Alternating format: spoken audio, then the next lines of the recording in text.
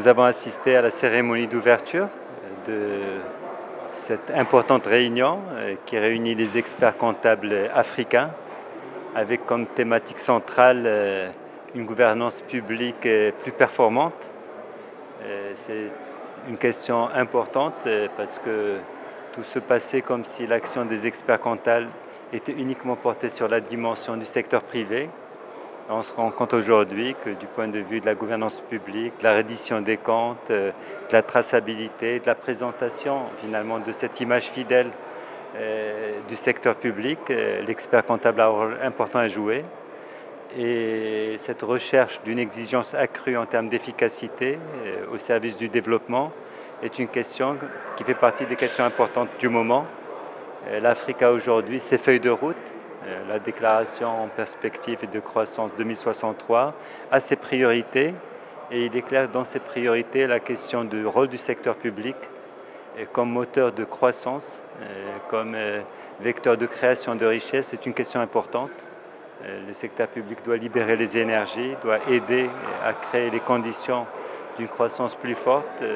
La problématique de l'emploi des jeunes est une problématique centrale dans tous les pays africains. La vision, le modèle vise à asseoir les conditions d'une croissance de 7% l'an.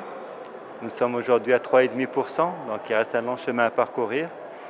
Et il est important que les experts comptables se mobilisent aussi avec leur regard, avec leur technicité, avec leur expertise pour apporter un plus. Nous sommes à la veille de la mise en place d'un plan comptable de l'État marocain qui obéit à des normes proches de celles du secteur privé et qui fera l'objet d'une certification par la Cour des comptes. Et ce colloque et cette réunion est une occasion pour nous de nous enrichir de l'apport en tous les cas et de l'expertise des différents pays. Comment avance la réforme de la fiscalité après les assises de la fiscalité? Quelles sont les prochaines étapes maintenant? Après les assises, il fallait se mettre au travail. La préparation des assises était déjà beaucoup de travail. Mais bien sûr, il fallait poursuivre l'effort. Et dès le lendemain des assises, s'est mis en place un groupe de travail.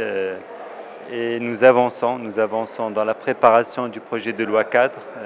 Le travail est à un stade assez avancé. Et bien entendu, dès qu'il y aura une version qui fera l'objet d'une possibilité de présentation, de discussion avec l'ensemble des partenaires, elle sera préparée en tous les cas et discutée. Là, c'est difficile aujourd'hui de dire un calendrier parce qu'il y a des choses qui peuvent nous échapper. Mais en tous les cas, ce qui relève du département des finances, c'est de préparer ce projet. Et je peux vous assurer que nous avons beaucoup avancé dans cette dynamique. La mobilisation est maintenue. Et nous avons un peu les échéances de la session parlementaire, de la loi de finances qui nous bousculent et qui nous obligent à terminer tout ça dans les meilleurs délais.